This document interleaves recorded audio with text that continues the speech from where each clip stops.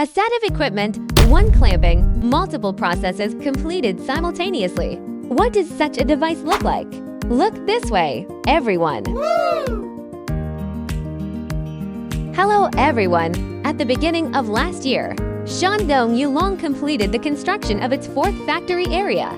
At the same time, a large number of processing equipment were introduced again. We previously made a video about PAMA in Italy. So how is the installation progressing now? Today, we'll take you to the workshop site of Yulong's fourth factory. The machine in front of us is the Italian PAMA large-scale four-type boring machine, known as the Landing Aircraft Carrier Class Machine Tool. As you can see, the main structure has already been built, and it is very tall and large. It is more than 7 meters high above the ground surface. Last year, our company showed everyone its foundation. The foundation alone is as big as an entire basketball court. This equipment will not be fully completed until after the Chinese New Year. Below is a video I've prepared showing how to install the equipment. Please take a look.